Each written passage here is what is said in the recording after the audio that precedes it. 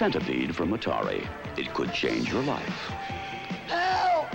Somebody call an exterminator!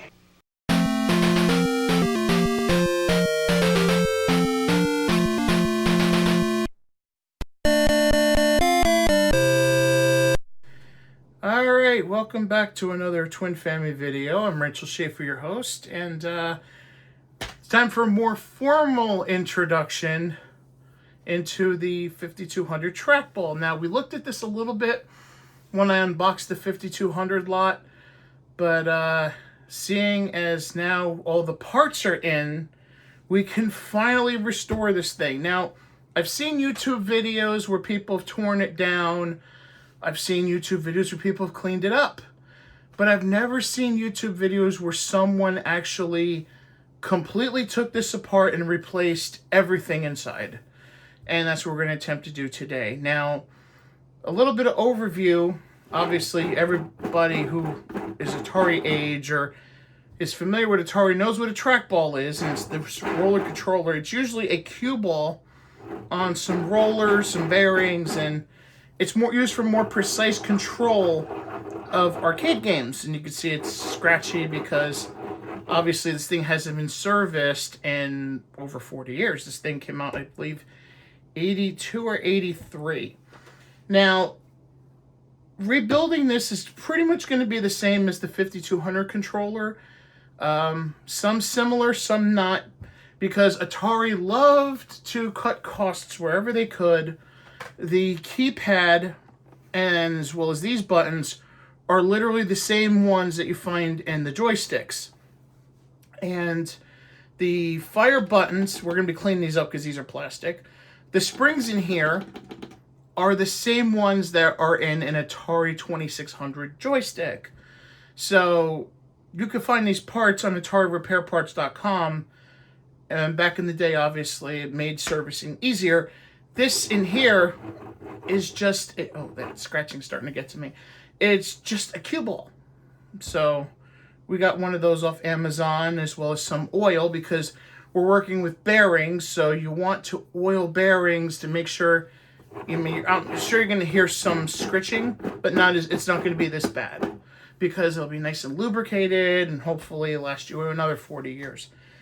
So we're going to take this apart and show you the inside, explain a little bit how it works, but also completely restore this thing. We're going to clean it up, use all new parts we can, clean up the other parts that we can't. Now, it's time to take this apart, and you can see it's built a lot like a 5200, and you got to also watch because obviously the cue ball. And that's another reason why it's good to have a towel down to work. We're going to completely take this cable out of its holder. So we're going to put that to the side. And if you can see that in the background, don't mind that. I still got the screws here because as we're doing this, the 5200 is still with Ivory Tower. I just got the email tonight, actually. So in a couple days, when I get paid, I got to pay the rest of the invoice. And then it's on its way back here. There are 5 screws, 1, 2 here, they're deep. And again, because we have the ice cube tray, we're going to separate them. 3 on the bottom, so we're going to separate those 2. Now, I don't know if you really need to, but I find it best to do so anyway. And just prepare for it to be a little bit hard to open, because this hasn't been opened ever. So be prepared for that.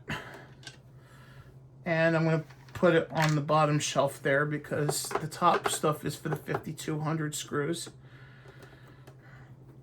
I'm trying to tackle one project at a time, especially when I got the screws in there from the top. Because Ivory Tower, if you have 5200 that you need for him to work on, he only requires the bottom unit. He doesn't require the top at all. So to save on shipping, he actually tells you to take off the top, which we did in a previous video. By the way, for screws like this that are this tight, it's always best to use maybe a tighter screwdriver, maybe a little bit like a next size up or something, but you don't want to completely wreck it, because you don't want to strip the screw. Let's check a look. It looks like these are the same screw size, but again, I'm still, not just because I'm afraid of different sizes, but also it helps you when you're putting it back. You can put it back in reverse. Like, okay, these 3 came from the bottom. I see 3 holes. There's a 2 right here, so it must come from the top. All right, and then 1 more. It's really giving my hand a workout. Holy hell.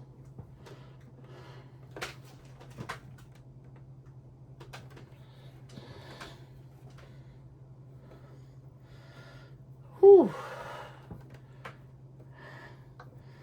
Again, this is where patience comes in handy. Because for something like this, you don't want to use a drill, because then you could be stripping the screw, and that's not what we want. Definitely got to wash the screws. I might put them in vinegar because there's a little rust there. All right, so if I'm not mistaken, oh, it's starting to come apart. If I'm not mistaken, I believe you're supposed to open it from the top. I'm trying to move the cable. I'm sorry if I screwed up the camera. All right, so we're gonna open it from the top. And see if I can tear it apart like this. This way I can show you the inside better.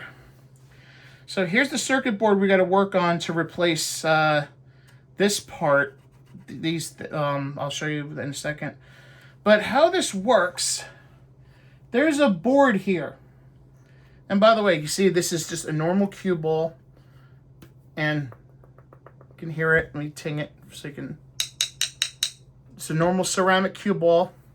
That's why we got another cue ball off Amazon, because that one's sort of yellowed. Anyway, I see a little dirt, which is not so fine, but not exactly the worst I've seen. A little bit of hair. But anyway, we're going to be cleaning this up anyway. So, how this works, and good thing I'm replacing the bearings, because look at this. This is rusted. This thing is completely rusted. Look at that. So good thing I'm replacing the bearings. The only thing is trying to get out this part, because I think that part you have to reuse. I don't know how the fuck I'm going to do that. But, because you should be able to just pick it out. I might have to use a hammer and seeing if I can hammer it out. But we got to replace that bearing. It's rusted. And these 2 look okay. So how this works. Now, I can't replace the rollers, obviously. Because even though the rollers are a little rough, I'll probably have to see if I can sandpaper it a little bit. Or at the very least, oil it up. Now, there's a wheel here that does come off. I forgot to figure out how it comes off.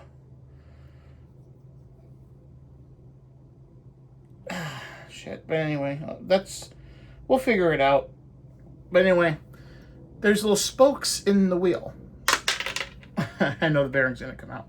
So there's little spokes in the wheel, and how it works is that I believe there's lights on the inside here, and that's how, as the roller moves, that's how it detects what position the roller's in. And same with this one over here.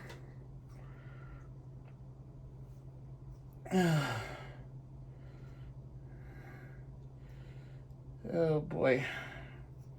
Because the plastic is like that.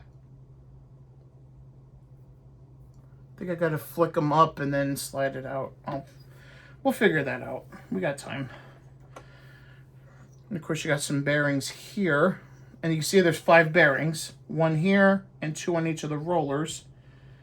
And you gotta clip these out. Shouldn't be too much of a problem.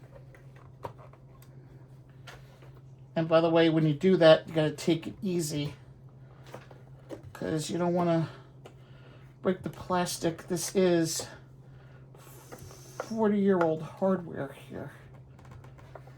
And by the way, I'm probably going to use a butter knife to help me bend the plastic a little bit.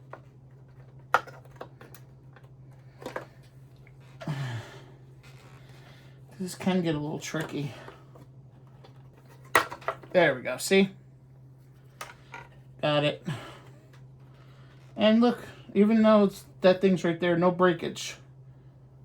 Well, there was this pin, but that's fine, because when we put it back in, it'll snap in anyway, so we're good with that. And this is pretty much what controls the TrakBall. And I think these plastic things come out too.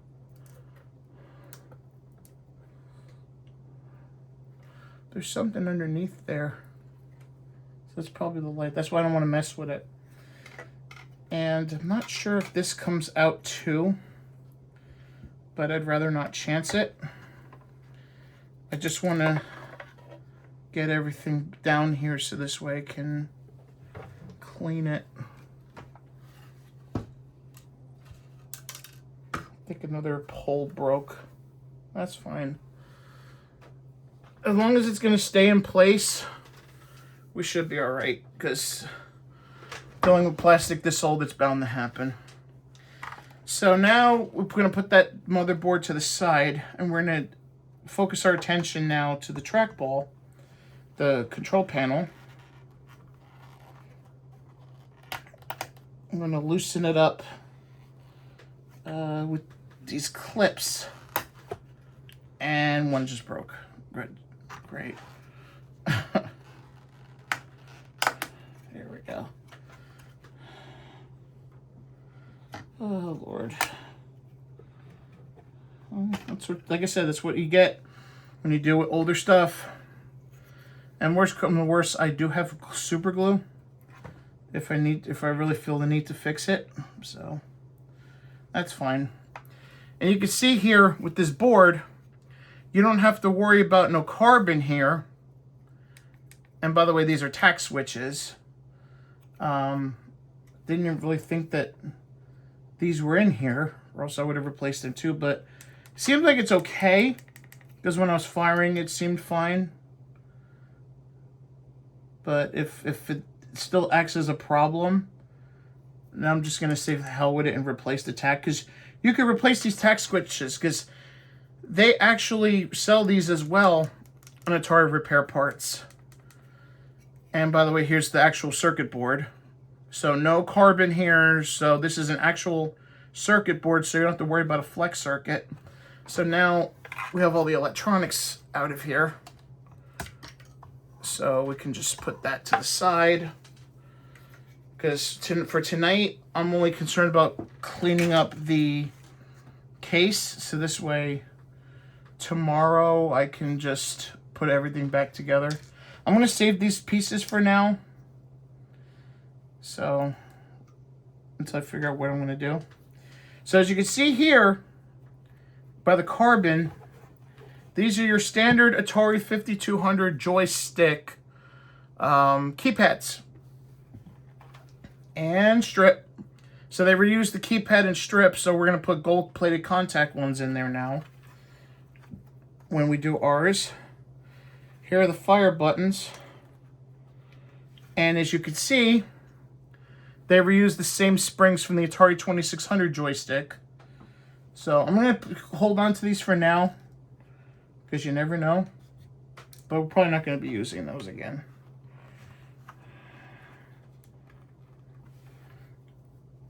So we're just going to take the springs out. And then we're going to take the fire buttons out. And voila! Ready for the sink. Ready to be cleaned. Probably for the first time in years. Alright, so we're here in the cellar. Haven't been down here in a long-ass time. Since the early videos. And when I had a little apartment down here.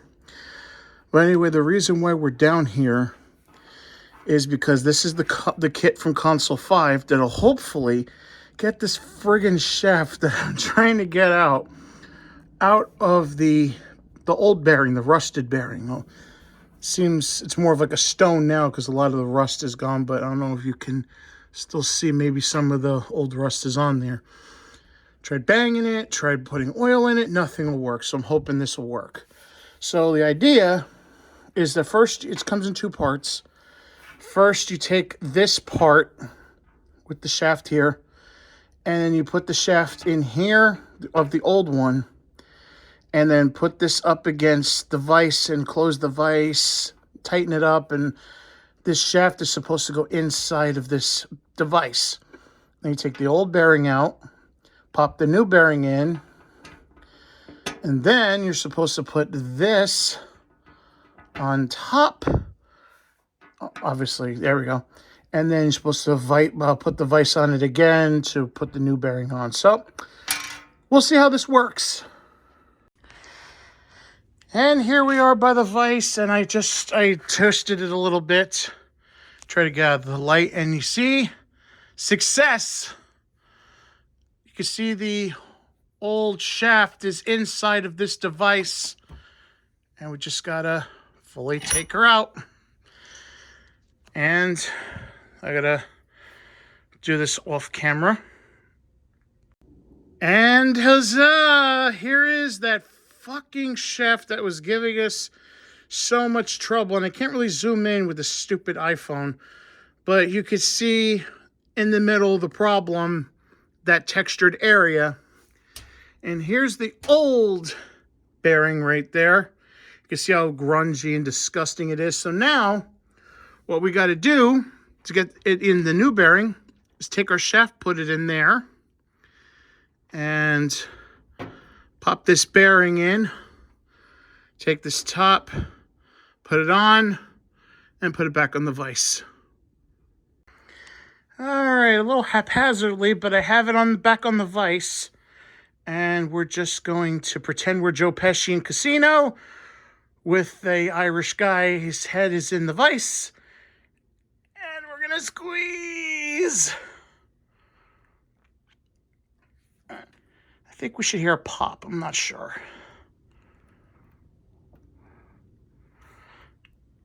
But I think we should be all right now because I'm getting all sorts of resistance there.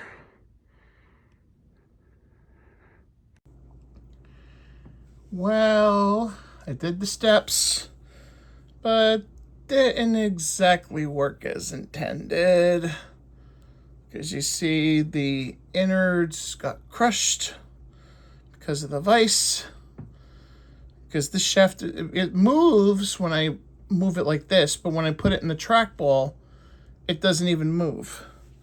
So now we're screwed, right? Wrong. Because that's where 3D printed parts come in, because in addition to sending me another set made of a stronger plastic, they included this, which I am probably going to use going forward. And this is a 3D printed shaft. I don't know if my camera can zoom in proper to show you. And I'm just going to snip a little bit off here because it is plastic.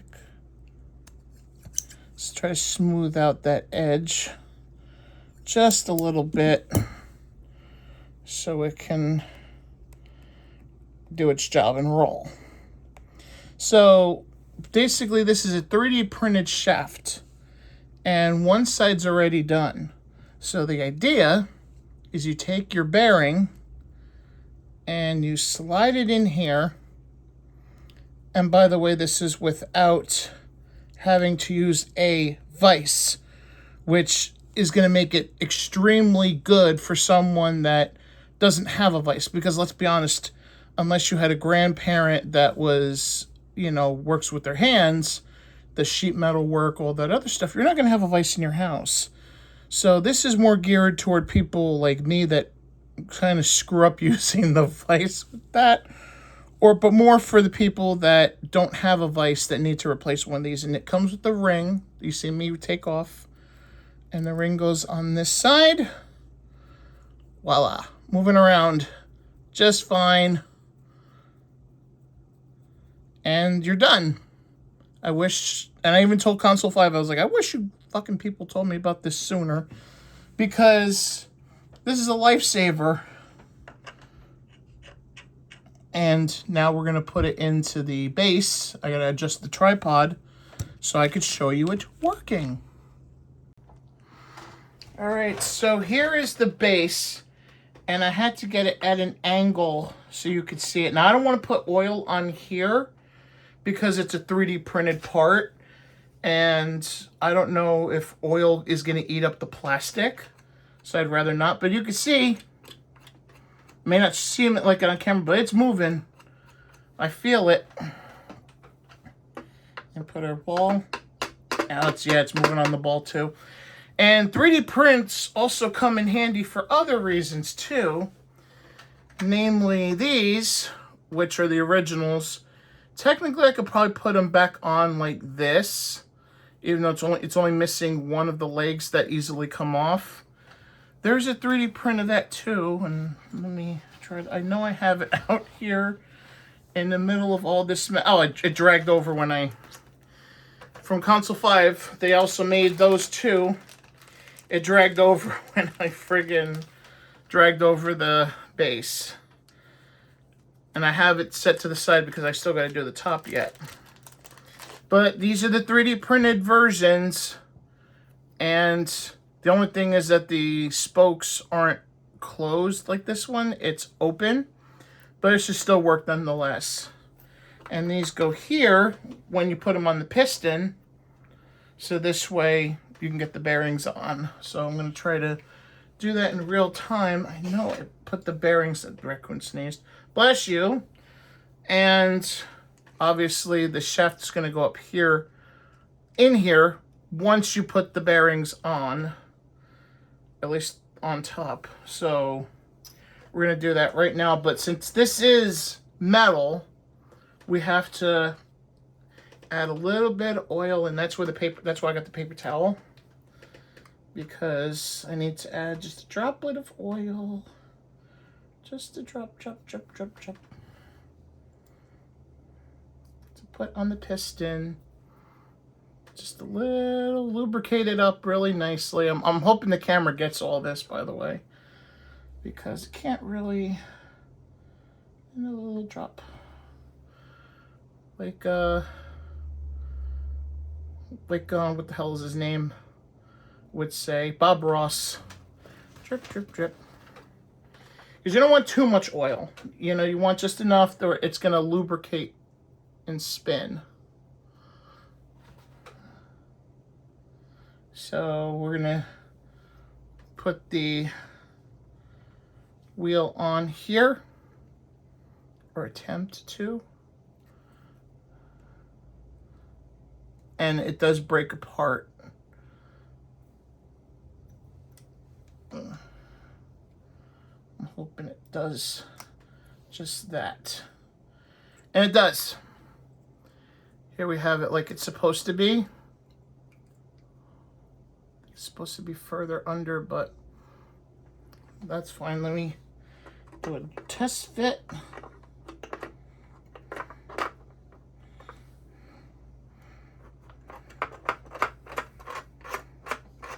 It spins. I just want to, make sure before I put the other bearing on here.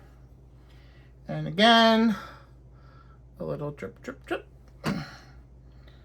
Get the bearing nice and lubricated. Put on the bottom here. Drip, drip, drip. And wait. Oops. It's fine. I don't mind the oil on the bottom. The fact that it's slipping around is a good thing, because that means when I go to use it, it'll actually be lubricated.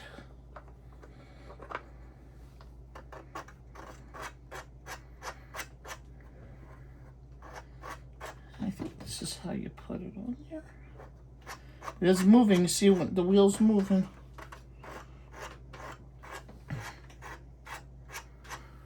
Obviously, it'll be a puzzle, because we gotta put everything back together. And we're gonna do the same for the other piston. And by the way, this is why I also tell people save your stuff, because we had to reuse obviously one of the bearings because of one of them basically getting destroyed. So we had to reuse that. We're going to put it in again. There it is. And we're going to do the other bearing. Give it a little bit of oil. A little bit of drip, drip, drip. It's a couple drops. Maneuver, work it with your fingers. It is a dirty job, but somebody's got to do it. And here we are.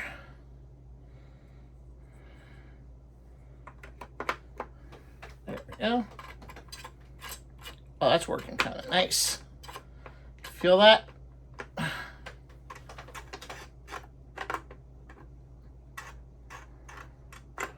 think I gotta add a little more. See if that'll take care of it.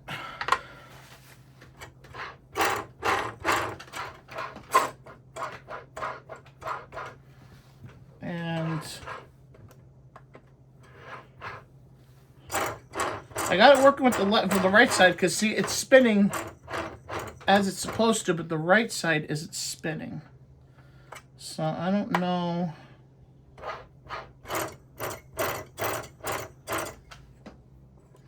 I don't know what the hell's going on.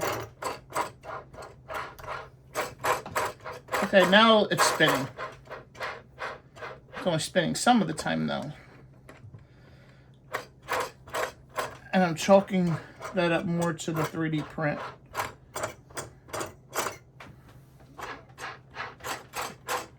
Because these things are supposed to spin as well. And as these spin, it's supposed to basically tell the system where it's supposed to go.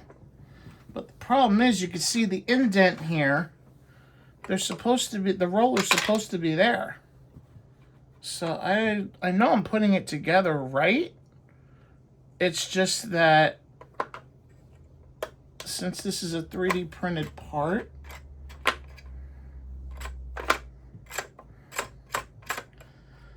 it's getting stuck. So worst come to worst, I might have to just go back to the original. In fact, let me do that, because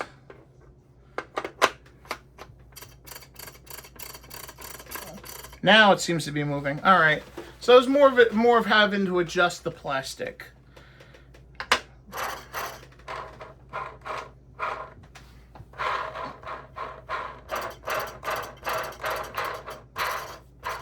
Perfect. I think we got it, folks. So after about a couple weeks of going back and forth with Console 5, not like arguing back and forth, but like back and forth with emails, trying to figure out a solution, we got it. So now that it's on camera, just know, just wish that this didn't make so much noise, but I'll take it. I'm sure it'll work itself a little bit. Never mind. See, it's because it's a 3D printed part. I don't know if, maybe I could. I don't want to move it up too much because I don't want it to fall out. But you see, you got to manipulate the 3D print in such a way that you get it to spin freely. So you need to open it up a little bit. Put it up and down the shaft. Hey, yo, what the fuck? In order for it to fully open up so it can spin. Trying to do both directions at once, like a diagonal over here. So it looks like it's working. And with this 3D printed shaft, it's a godsend. And I can see it moving because I'm guessing I used one of the older bearings for this, so I see the line move. So it's a godsend. It works. Hopefully it'll work when I put it back in when I put when I actually try to end the system. But for now, I think we're golden on this. So now that this is taken care of, now we just got to take care of this. And that's a lot easier to do than the other part. Well, as you could see, I'm working on these because while you can replace them, I forgot to grab some. And they still look good, so I'm going to reuse them for right now. Because it's only like $3 for a set of these, and shipping is a hell of a lot more than that. So I'm just gonna put open the tape, redo the tape with packing tape, and clean under them. So I already did this part, and it's nice and clicky. You can see that it's already done.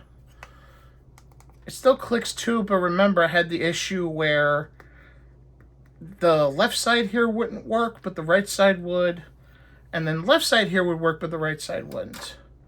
Now, granted, I just tried it with Centipede, so it may have worked on other games, but I still want to do it, especially if I'm going to be cleaning this.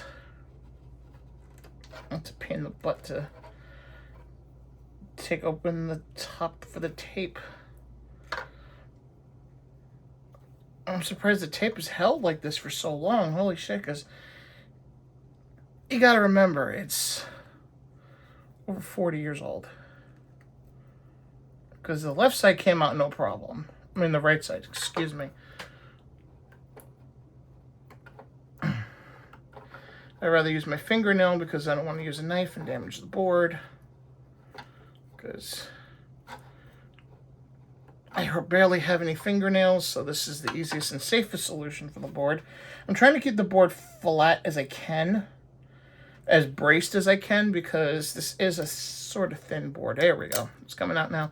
So the tape still has the top. You can see it's not really dirty.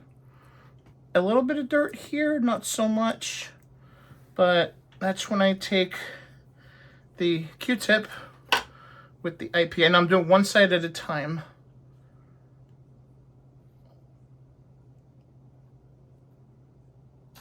Just a little tiny bit. Just to wait, hold it by the tape. Just get in there. One side, do the dome switch, and with the other side, do the pad. Same thing with drying it off. One side, dry it off, and the other side. I don't really see any dirt, so I think we're good there. Obviously redo the tape, but we're still going to reinforce it.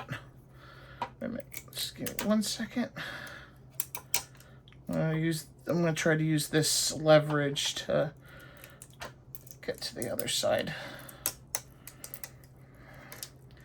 And you don't want to put it up all the way. You still want to keep it stuck in the middle, so that'll make it easier to put back later. I think I got another Q-tip ready. So again, right there. I think it's a little dirt on there. Oh no, it's just a Q-tip being wet. All right. Again, done. Put it back. Still nice and clicky. Probably even more so than before. Take a little tiny bit of packing tape, just a little bit. Rip her off. Put right where a little bit below where the old tape is. And this is an inexact science because it will wrinkle a little bit. And it's picking up the old tape with it. Shit. That's why patience is a virtue sometimes. The old tape came up, damn it. Alright. We should be fine with this anyway.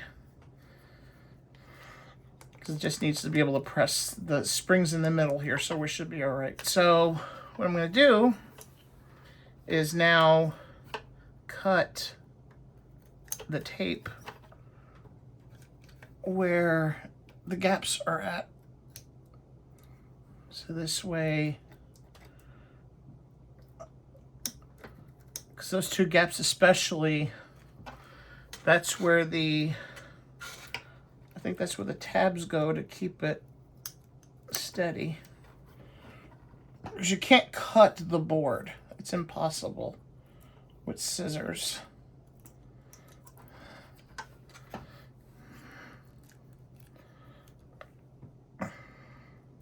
The tape will break before you cut the board.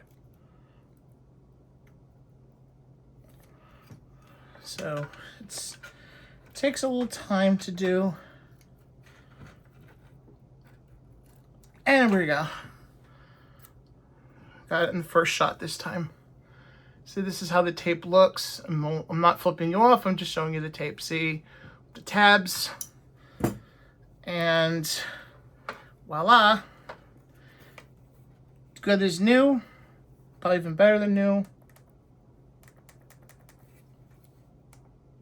See, nice and clicky. And it should be ready to go into the board. But we gotta do the top first. And I think I might just cut this, excuse me, into another episode since it is getting a little long. So I guess next week we'll finish up the board. We'll finish up this board and then we'll put everything back together, give it a try. So until next week, Rachel Schaefer signing off.